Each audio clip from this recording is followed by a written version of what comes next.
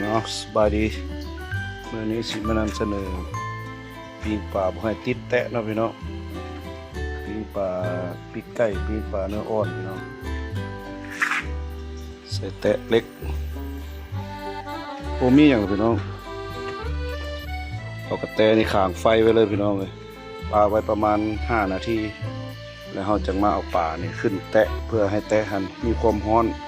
และให้ป่าเราเกิดมันออกและเฮ็ดบ่ให้มันติดแตะเนาะพี่น้องเอาจะเรามาเบิ่งว่าสิเป็นจังไดขอเวลาอีก5 นาทีนะ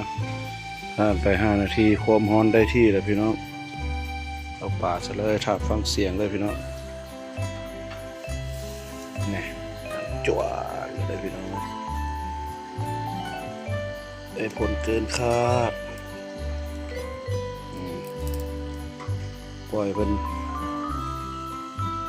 พี่น้องมาเบิ่งผลงานว่าสิติดบ่ติดเลยพี่น้องเอาผ่านไปสักครู่พี่น้องมาชมผลงานกันเลยบ้านมันสิติดหรือบ่ติดเด้อพี่น้องเด้อจวดขึ้นมาก่อนน้ำจวดขึ้นมาก่อนนี่ฮ้อนนะจังซี่รถได้พี่น้องเลยปิ้งปลาเนื้ออ่อนเลยนี่พี่น้องสับนี้เลยนี่จะน่าสิมาพริกอีกบ้านนึงให้เบิ่งในฮ้อนมือพี่น้องมาเบิ่งการกลับด้านบ้านมันสิติดอยู่บ่พี่น้องเลิศเลิศตึ้งนี่ตัวนี้เอิบสีสันเริ่มมาแล้วมาเบิ่งตัวสำคัญนี่ตัวจุกกล้องนี่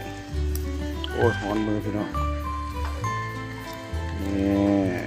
ฟาบเขาให้เรียบร้อยเคล็ดลับง่ายๆพี่น้องมาพอกันไหมสำหรับวันนี้สบายดีหอมหวนชวนดังแล้ว